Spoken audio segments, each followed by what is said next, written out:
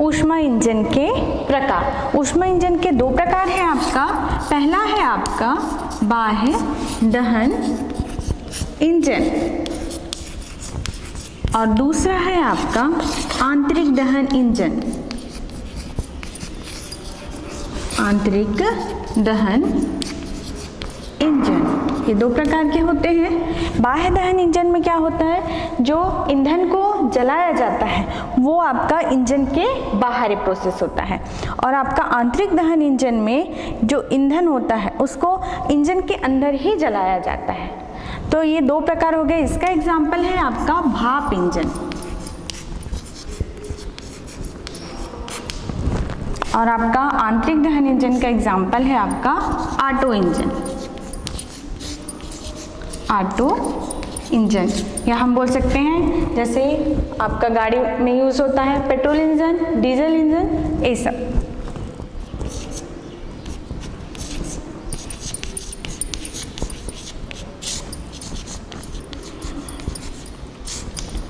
ये 2 टाइप्स हो गए आपका। तो सबसे पहले देखते हैं उदाहरण बाह्य दहन इंजन का, जिसमें से आपका एग्जाम्पल के रूप में लिया गया है भाप इंजन को।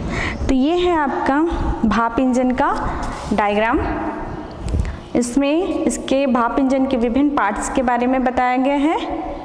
ये आपका 2 बॉक्स नुमा दिख रहे हैं आपका, ये आपका भाप कक्ष कहलाता है। SC जिसको डिनोट किया गया है ये आपका भाप कक्ष है।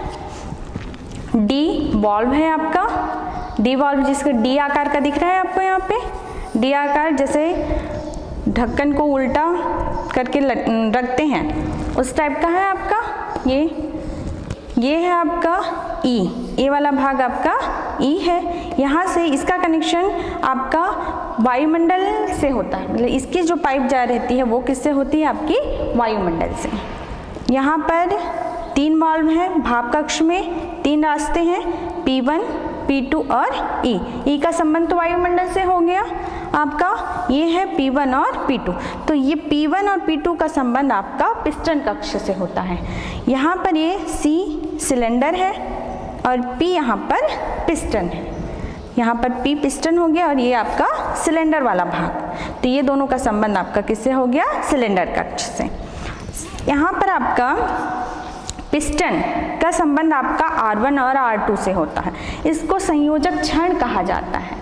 R1 और R2 को क्या कहते हैं, संयोजक क्षण कहते हैं। R1 आपका किससे जुड़ा हुआ है, पिस्टन से जुड़ा हुआ है। R1 का संबंध किससे है, पिस्टन से, इसलिए इसको क्या कहते हैं, पिस्टन क्षण कहते हैं। और आपका R2 जुड़ा हुआ है आपका वाल्व से, D वाल्व से, इसलिए इसको क्या कहते हैं अपन, वाल्व क्षण। तो ये आपका क्या हो गया, R1 पिस्टन क्षण और आपका R2 क्या हो गया, वाल्व क्षण। यहाँ पर देखिए B1 और B2 एक छोटे छोटे बॉक्स है जिनका संबंध किससे है, आपका इन संयोजक क्षणों से है। तो आपका जो B1 और B2 है वो आपके कहलाते हैं पूरक बॉक्स। पूरक बॉक्स है ये, इसका काम क्या होता है, ये घर्षण रहित मूवमेंट के लिए होता है। जो क्षण इसमें से मूव करेगा वो क्या होगा, ये B1 क्या बनाएगा, B1 और B2 उसको घर्षण रहित चालन में सहयोग प्रदान करेंगे आपका। और इसके भाप, इसमें जब भाप जाएगा तो भाप को लीक होने से ये बचाएंगे। तो ये किसका काम है आपका, B1 और B2 का, जिसको अपन क्या कहते हैं, पूरक बॉक्स कहते हैं। इसका R1 और R2 जो संयोजक क्षण है उनका संबंध आपका किससे होता है, C1 C2। ये C1 C2 आपका क्या कहलाता है, क्रॉस शीर्ष कहलाता है। C1 और C2 यहाँ पर क्या है, क्रॉस शीर्ष, जिसका संबंध यहाँ पर आपका ये आगे क्षणनुमा दिख रहा है, जिसको हम क्या कहते हैं, क्रैंक सेप्ट कहते हैं। मतलब C1 और जो C2 है, R1 और R2 का संबंध किससे करते हैं, आपका क्रैंक सेप्ट से करते हैं। क्रैंक सेप्ट का क्या काम है, इसमें एक और भाग है आपका ये W, जिसको क्या कहते हैं, गति पालक पहिया कहते हैं, जो बहुत भारी होता है, जिसका जड़त्व आघूर्ण बहुत अधिक होता है। तो ये जो क्रैंक सेप्ट है वो क्या करता है, घूर्णी गति करता है। मूव करता है। लेकिन आपका जो R1 और R2 है जब ये घूर्णी गति करता है तो ये जो R1 और R2 विपरीत दिशा में रैखिक गति करते हैं आपका। इस प्रकार से इसका कनेक्शन होता है कि जब ये घूर्णी गति करेगा तो R1 और R2 क्या करेगा आपका, रैखिक गति करेगा। तो ये हो गए इसके विभिन्न पार्ट्स। कौन कौन सा देखे हमने, भाप कक्ष, पिस्टन कक्ष, सिलेंडर वाला कक्ष, डी वाल्व, R1 R2 संयोजक क्षण, B1 B2 पूरक बॉक्स, आपका C1 C2 आपका क्रॉस शीर्ष, W यहाँ पर क्या है, गतिपालक पहिया, और CS यहाँ जो है वो आपका क्या कहलाता है, ये क्रैंकशाफ्ट कहलाता है। तो ये हो गए आपके भाप इंजन के विभिन्न पार्ट्स। अब देखते हैं ये कि किस प्रकार ये काम करता है, काम किस प्रकार करेगा इसको देखते हैं। तो कार्यविधि इसका है, जैसे भाप कक्ष, आपका भाप इंजन से मतलब ही है कि आपका किस पर काम करेगा, ये भाप पे काम करेगा। किस पर काम करेगा, भाप पे। तो क्या किया जाता है, पहले ही एक बॉयलर में क्या किया जाता है, पानी को गर्म किया जाता है और क्या उत्पन्न करते हैं, भाप। ये इसमें नहीं दिखाया गया है, वो अलग से सिस्टम होता है कि पानी को गर्म करेंगे और क्या उत्पन्न करेंगे, हम भाप उत्पन्न करेंगे। भाप उत्पन्न करने के बाद उसको कहाँ भेजा जाता है, इस भाप कक्ष में भेजा जाता है। भाप कक्ष में भेज दिए। इस समय आपका डी का इस प्रकार एडजस्ट करते हैं कि आपका P1 वाला जो वाल्व है वो क्या रहेगा, खुला रहेगा। आपका E और P2 वाला जो वाल्व है वो क्या हो जाएगा, बंद हो जाएगा। तो ढक्कन, जैसे ढक्कन को आगे खिसका दिए तो आपका क्या हो गया, P1 खुल गया और इस ढक्कन के बीच में क्या आ गया, P2 और E, तो ये क्या हो गया, बंद हो गया। तो आपका संबंध अब भाप किससे जाएगा, केवल किससे जाएगा, केवल P1 से जाएगा। ये दोनों वाल्व तो बंद हो गए हैं। अब जैसे ही भाप जो है वो आपका सिलेंडर में पहुंचेगा, क्या करेगा भाप, इसको पीछे की ओर धक्का देगा पिस्टन को, जिससे आपका जो संयोजक यहाँ पर क्षण है, जिसको अपन क्या कहते हैं, पिस्टन क्षण, वो क्या होगा, पीछे की ओर खिसकाएगा पिस्टन को। पिस्टन को क्या करेगा, वो पीछे की ओर खिसकाएगा। इस प्रकार का पीछे की ओर खिसकाने से आपका ये तो क्या कर रहा है, घूर्णी गति कर रहा है, घूर्णी गति करेगा। ये ऐसे जैसे ही खिसकाएगा ये मुड़ जाएगा, जिससे ए वाला जो R2 वाला क्षण है वो किधर आ जाएगा, इधर आ जाएगा आपका, है ना। जैसे ही आपका क्या करेगा, ये पीछे खिसका तो ये क्या हो गया, विपरीत गति कर रहे हैं ना। एक इधर गति करेगा तो दूसरा किधर गति करेगा, दूसरा क्षण इस तरफ गति करेगा। तो दोनों ही क्षण की दिशा क्या है, गति की दिशा क्या होगी, विपरीत होगी। तो जैसे ही ये इसको पीछे की ओर जैसे जैसे खिसकाते जाएगा, आपका जो R2 क्षण है डी वाल्व को किधर खिसकाएगा, इस तरफ खिसकाएगा, किधर की ओर, P1 की ओर। इस प्रकार खिसका दिया तो धीरे धीरे आपका कहाँ आएगा, इस तरफ आगे की ओर आया। एक स्थिति ऐसी आएगी कि आपका क्या हो जाएगा, जो आपका भाप है आपका, ये बंद हो जाएगा। जैसे ये यहाँ पर है, डी वाल्व यहाँ पर आ गया, P2 पे आ गया और इधर खिसक गया। तो उस स्थिति में आपका क्या हो गया, जो भाप है वो किसके संबंध में आ गया, अब P1 और क्या जुड़े हैं, E। तो आपका भाप किससे चला जाएगा, E से होते हुए किधर चला गया, वायुमंडल में चला गया। ये हो गया पहला प्रोसेस। जब कौन सा वाल्व खुला हुआ है आपका, P1 वाल्व खुला हुआ है।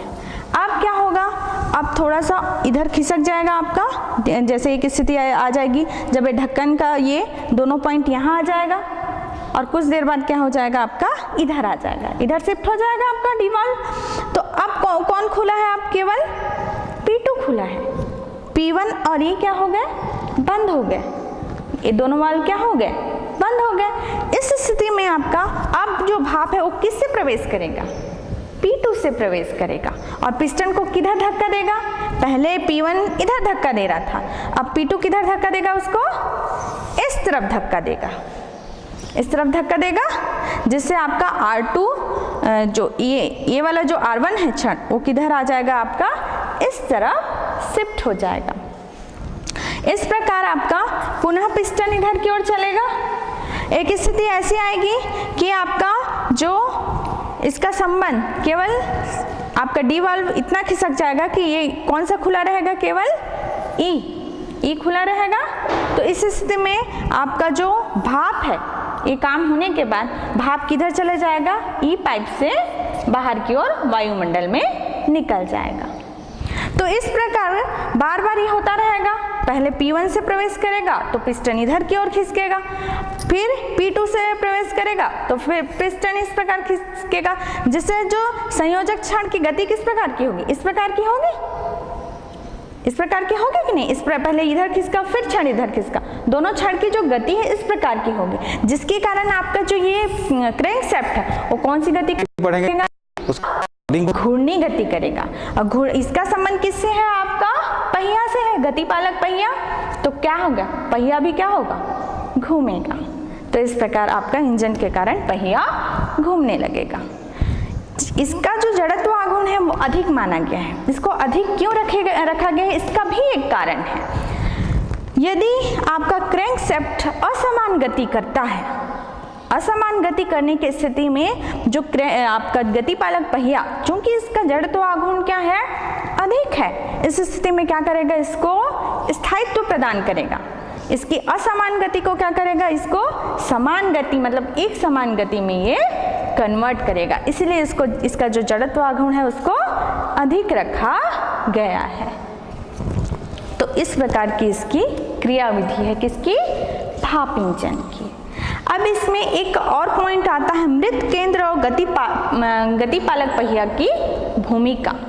तो इसमें क्या देखते हैं, मृत केंद्र क्या है और इसमें जो पहिया है उसकी भूमिका क्या है, इसको देखते हैं। तो आपका मैंने कहा था पहले कि पहले P1 वाल्व खुलता है, जिसके कारण पिस्टन इधर की ओर गति करता है। P2 वाल्व खुलता है तो आपका पिस्टन इस तरफ गति करता है, इस प्रकार की गति होती है। लेकिन इन दोनों कंडीशन के बीच में एक और कंडीशन भी तो आएगा, दो बार आएगा वो कंडीशन।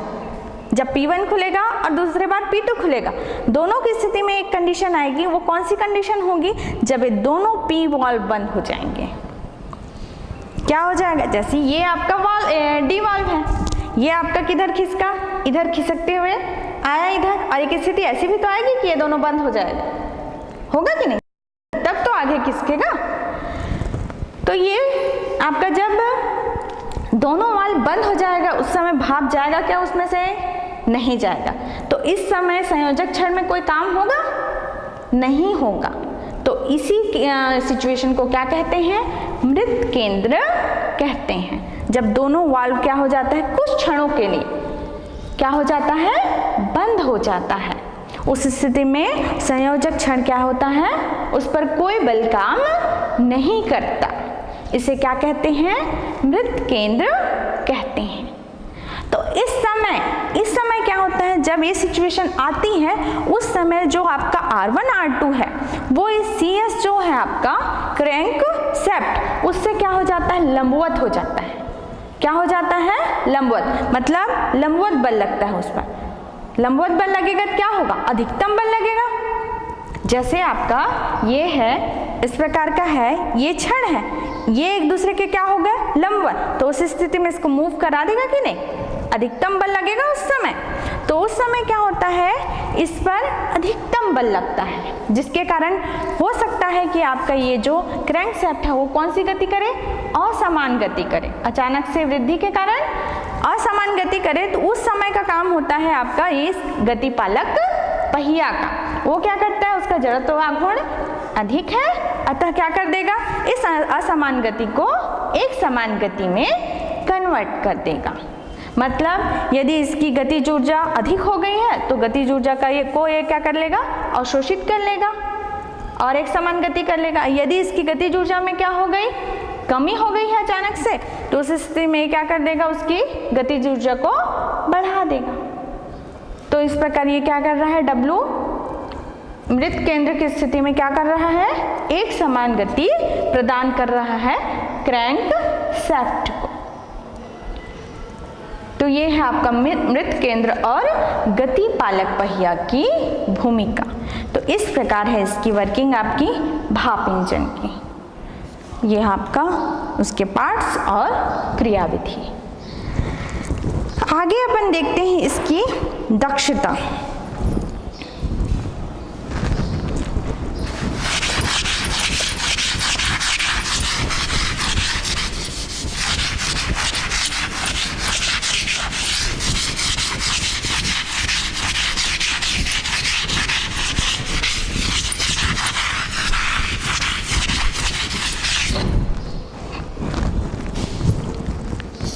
दक्षता, तो दक्षता का आपका क्या हो जाएगा, किया गया लाभकारी कार्य। दक्षता का सूत्र क्या होता है, किया गया लाभकारी कार्य बटा दी गई ऊष्मा।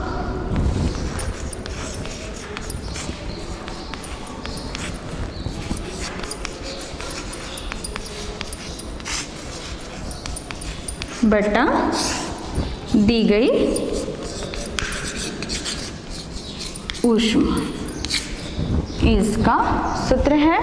इसकी जो दक्षता है वो 20% से अधिक नहीं हो सकती, 20% से कम ही होगी। दक्षता कितनी होती है, 20% से कम। तो ये आपका इसकी शक्ति देखते हैं भाप इंजन की। भाप इंजन की शक्ति, तो शक्ति किसे कहते हैं पहले ये बताइए।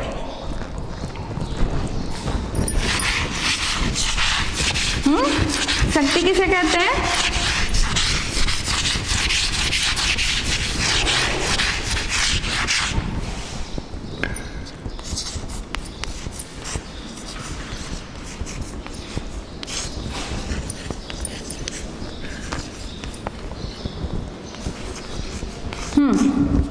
भाप इंजन की शक्ति। तो इससे पहले बताओ शक्ति क्या है, शक्ति किसे कहते हैं।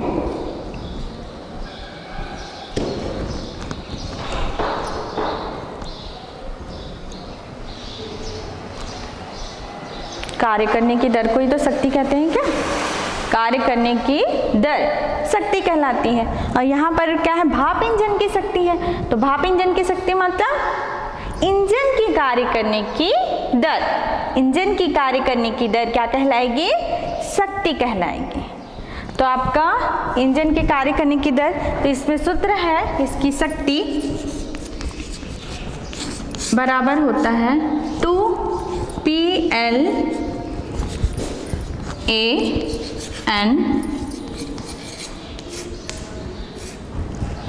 वाट। इसकी शक्ति कितनी होती है, 2PLAN वाट। तो आपका यहाँ सबका अलग अलग अर्थ है, इन सब का एक साथ लोगे तब इतना वाट आपका निकलेगा। तो ये कैसे निकलेगा, आपका P यहाँ पर क्या है, भाप का प्रभावी दाब है, प्रभावी दाब। L क्या है यहाँ पर, स्ट्रोक की लंबाई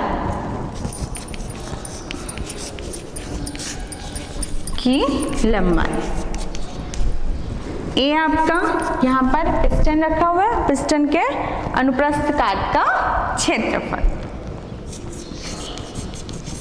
पिस्टन के अनुप्रस्थ काट का क्षेत्रफल। और N क्या है यहाँ पर, सेफ्ट, सेफ्ट के परिभ्रमण की संख्या, सेफ्ट के परिभ्रमण की संख्या। तो ये हो गया P भाप का प्रभावी दाब, L स्ट्रोक की लंबाई, A पिस्टन के अनुप्रस्थ काट का क्षेत्रफल और N क्या है, सेफ्ट के परिभ्रमण की संख्या। तो इस सब को निकाल लोगे तो आपका क्या निकल जाएगा, उसका शक्ति निकल जाएगा।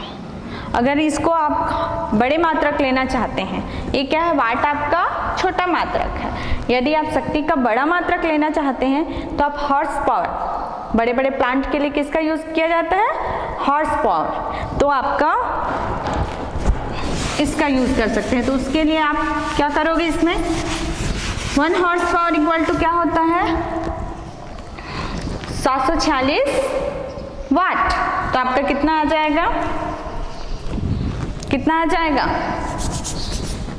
1 HP। हॉर्स पावर को किससे डिनोट करते हैं? HP इक्वल टू कितना होता है? 746 वाट। तो आपका इसको अगर हॉर्स पावर में कन्वर्ट करना है तो क्या करना पड़ेगा? 746 से भाग देना पड़ेगा। तो शक्ति बराबर क्या हो जाएगा? शक्ति बराबर 2 PLAN बटा 746 watt, sorry horse power, horse power. ये हो जाएगा आपका शक्ति भाप इंजन की। इसकी गणना हो गई। अब इसमें देखते हैं भाप इंजन के दोष। भाप इंजन के क्या है? सबसे पहले बनाया गया था, किसके द्वारा बनाया गया था? जेम्स वाट के द्वारा भाप इंजन का इन्वेंशन किया गया था।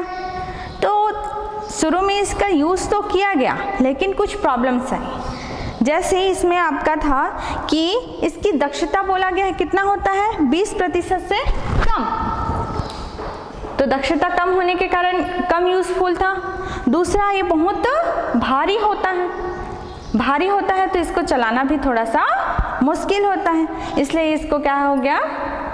इसके कुछ डीमेरिट्स पाए गए। क्या क्या? आपका एक तो भारी होता है बहुत ज़्यादा, दूसरा आपका क्या है?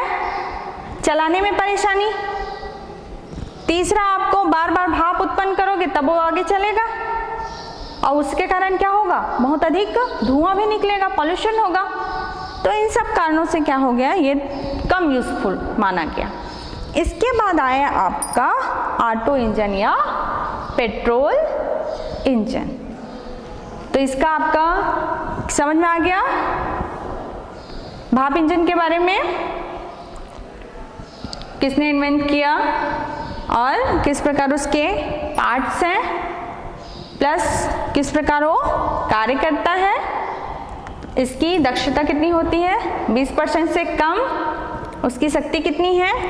2 PLAN अपान 746 हॉर्स पावर। और उसके डीमेरिट्स क्या क्या हैं आपके? डोज क्या क्या है? बहुत भारी होता है, प्लस धुआं निकालता है बहुत ज़्यादा। इसको चलाना, स्टार्ट करने में थोड़ी सी परेशानी आती है, एकाएक स्टार्ट नहीं हो जाता, जैसे ही चालू करोगे स्टार्ट नहीं होता। इसके लिए क्या होता है? कुछ टाइम लगता है। तो ये है आपका भाप इंजन। तो आप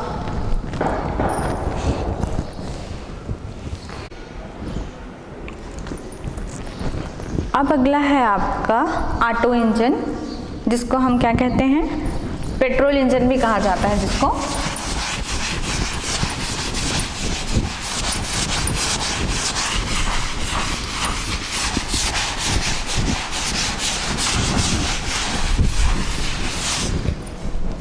आपका सेकंड क्या है? आपका ऑटो इंजन।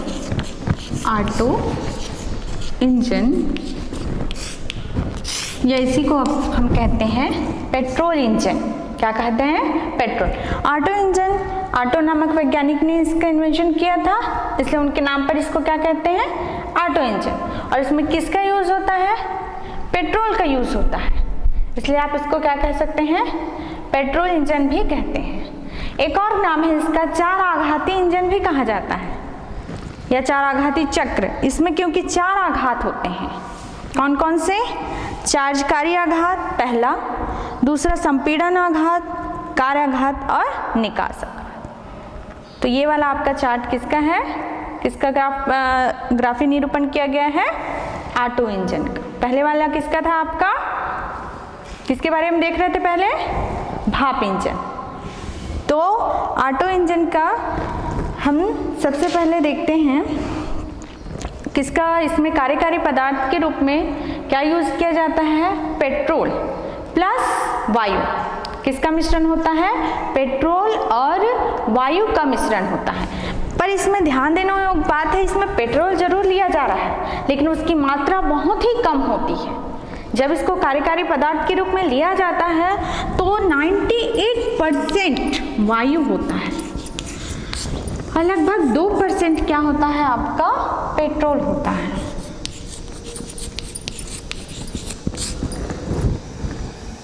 ठीक है, दोनों का परसेंट कितना है? वायु का 98% है और पेट्रोल का 2% है। तो एक प्रकार से कहा जाता है किसकी मात्रा अधिक है? वायु की है। तो वो कार्यकारी पदार्थ मेन क्या हो गया यहाँ पर? वायु ही हो गया। क्या हो गया? वायु हो गया। और वायु को जलाने का काम कौन कर रहा है? पेट्रोल। तो मेन क्या हो गया आपके यहाँ पे? वायु का ही काम है। ये आपका जलाने, जो आपका पेट्रोल ले रहे हो वो क्या कर रहे हैं? जलाने में सहयोग प्रदान कर रहा है। तो ये हो गया इसका ऑटो इंजन का कार्यकारी पदार्थ, वायु और पेट्रोल। ये आपका ऑटो इंजन 4 आघात पर काम करता है, जो जिसमें से आपका पहला क्या कहलाता है? चार्जकारी आघात, दूसरा आपका कहलाता है संपीड़न आघात, तीसरा कार्य आघात और चौथा निकास आघात। तो ये 4 ही आघात के अनुरूप ये काम करेगा और यही आघात क्या होगा? बार बार रिपीट होगा। तो इस प्रकार आपका इंजन चलेगा। तो इसके मेन पॉइंट्स आप देख लीजिए। पहले क्या है? ये 2 वाल्व है, आई और ओ।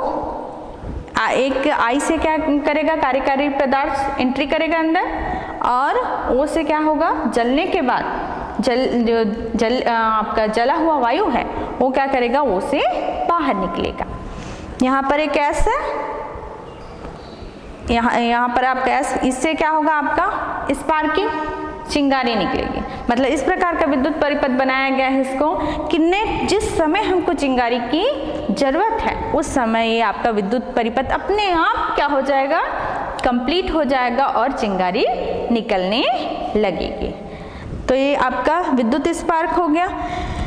यहाँ पर आपका पिस्टन है, पी क्या है? यहाँ पर पिस्टन है और पिस्टन का संबंध किससे है? आपका पहिया से।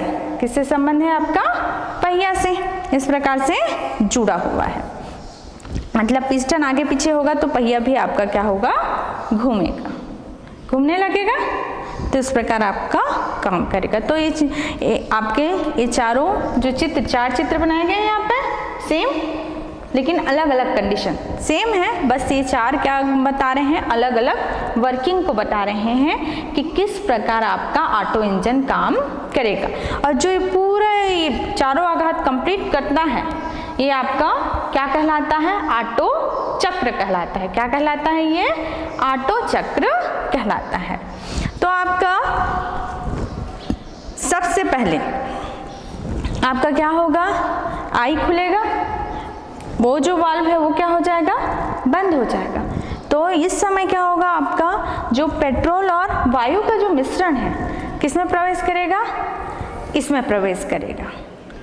इसीलिए इसको क्या इस समय चार्ज हो रहा है, तो इसलिए इसको क्या बोला जाता है? चार्जकारी आघात बोला जाता है। तो ये क्या करेगा? जो वायु और पेट्रोल का जो मिश्रण है वो इसमें प्रवेश कर रहा है, तो ये क्या करेगा? पिस्टन को पीछे की ओर धक्का देगा। पीछे की ओर धक्का दे रहा है जिससे आपका ये पिस्टन नीचे की ओर जाएगा और पहिया इस प्रकार से घूमेगा। अब सेकेंड कंडीशन में आपका पिस्टन किधर आएगा? ये हो गया, इसमें क्या हो गया? पीछे हो गया। अब सेकेंड में ये जो पहिया इधर से घूमते हुए इधर आया, तो ये क्या करेगा? पिस्टन को अंदर की ओर धक्का देगा, जिससे जो आपका वायु और पेट्रोल का जो मिश्रण है उसके आयतन में क्या होने लगेगी? अब कमी होने लगेगी। इसमें क्या, इसलिए इसको क्या बोल, आयतन में संपीड़न हो रहा है। इसका क्या हो रहा है? पिस्टन इसको दबा रहा है, तो क्या हो रहा है? यहाँ पर संपीड़न हो रहा है। इस स्थिति में आपका जो वायु और पेट्रोल का जो मिश्रण था या कार्यकारी पदार्थ का जो आयतन था वो क्या हो जाता है? पहले के आयतन का 1/5वां भाग बस रह जाता है। मतलब आयतन में बहुत अधिक मात्रा में क्या हो जाती है? कमी हो जाती है। अब आयतन में कमी हो गई तो अचानक से क्या हो जाएगा? दाब बढ़ जाएगा दाब और ताप क्या हो गया, बढ़ जाएगा। और जब संपीड़न किया जाता है इस प्रकार से तो इसका जो दाब है लगभग कितना हो जाता है आपका 600 केल्विन। आपका जो सेकेंड कंडीशन संपीड़न आघात के समय, आघात के समय जो ताप है वो कितना हो जाता है 600 अंश सेंटीग्रेड हो जाता है। कितना हो जाता है 600 अंश सेंटीग्रेड। और वायुमंडलीय उसका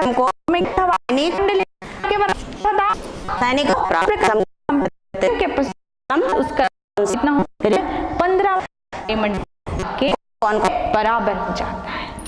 तो दाब और ताप में अब कमी हो गई, दाब बढ़ गया और ताप भी बढ़ गया। किसमें कमी हो गई, आपके आयतन में कमी हो गई। तो इसी समय जब ये कंडीशन जस्ट आता है उसी समय इसका सर्कल पूरा हो जाता है। विद्युत परिपथ का सर्कल क्या हो गया, यहाँ पे पूरा हो गया।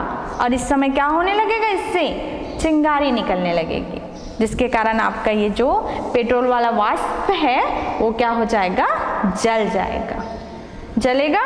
उसके बाद क्या होगा, ये वाला कंडीशन आता है कार्याघात। यहाँ तो संपीड़न हो गया, अब जस्ट इसमें क्या हो गया, जल गया, जिसके कारण अचानक से क्या हो जाएगा, अब जलने के पहले 600 अंश सेंटीग्रेड पर था ताप, जलेगा तो तुरंत कितना हो जाता है, उसका ताप 2000 अंश सेंटीग्रेड तक बढ़ जाता है। और दाब भी अचानक से क्या हो जाता है, बढ़ जाता है, जिसके कारण वो क्या करता है, दाब बढ़ गया और आपका ताप भी अचानक से एकदम बढ़ गया।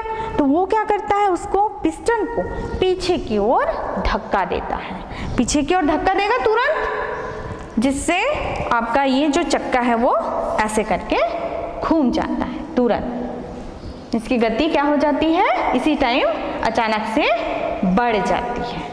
तो इस टाइम अब क्या होने लगेगा, आपका जो पहले ताप तो 2000 अंश सेंटीग्रेड था वो तुरंत उसका ताप अब क्या होने, प्रसार हो रहा है। अब गैस में क्या हो रहा है, प्रसार हो रहा है। तो उस स्थिति में ताप क्या होने लगेगा, डाउन होने लगेगा।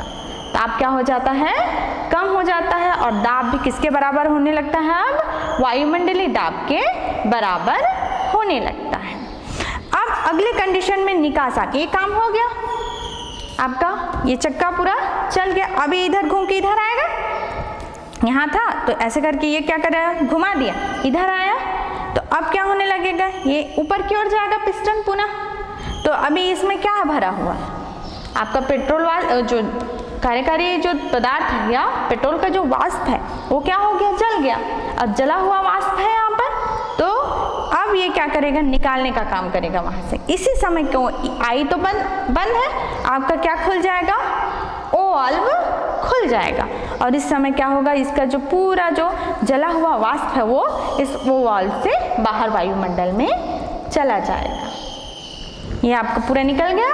फिर जैसे ही निकलेगा उस समय पुनः कौन सा वाल्व खुलेगा, आई वाल्व फिर से खुल जाएगा और फिर से आपका कार्यकारी पदार्थ इसमें प्रवेश करेगा। तो इस प्रकार आपका पूरा ये चक्र चलता रहता है। ये पूरा प्रोसेस क्या है, बार बार रिपीट होता रहता है और आपका इंजन काम करता है। तो इसका चक्र देखते हैं ग्राफ के रूप में निरूपण, इसका ग्राफी निरूपण।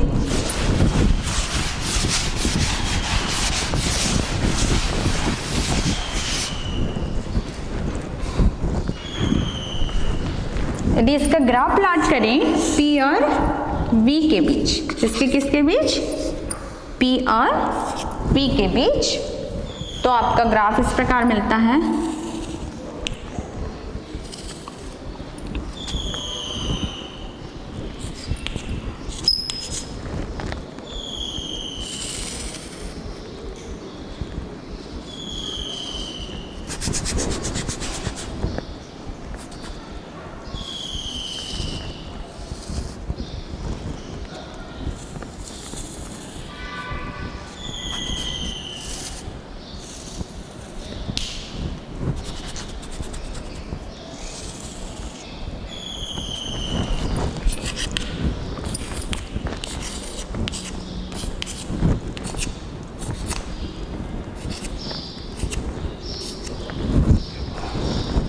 प्रकार का आपका ग्राफ मिलेगा।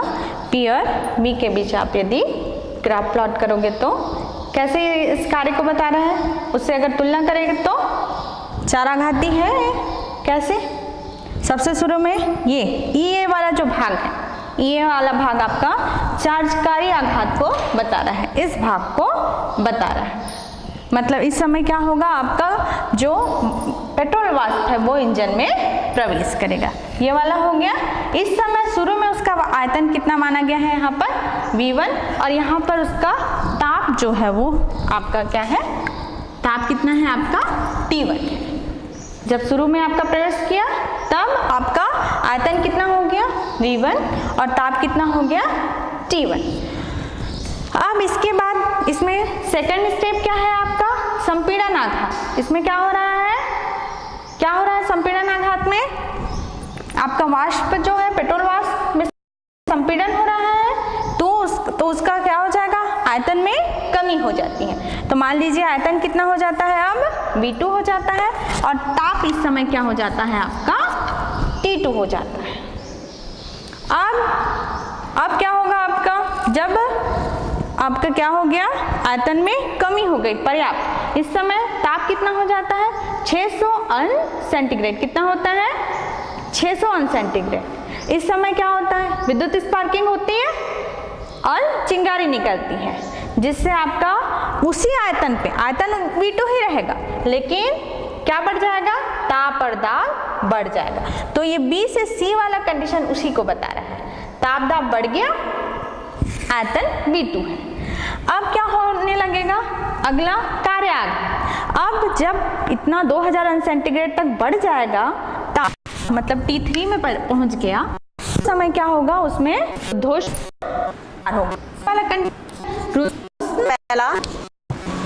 संपीड़न, और ये वाला कंडीशन रुद्धोष्म प्रसार, ये वाला कंडीशन। तो ये इसमें क्या होने लगेगा, रुद्धोष्म प्रसार होने लगेगा, और पुनः उसका आयतन क्या हो जाएगा, V1 हो जाएगा, और आपका दाब क्या होने लगेगा, फिर से कम हो जाएगा, और किसके बराबर हो जाएगा, वायुमंडलीय दाब के बराबर हो जाएगा।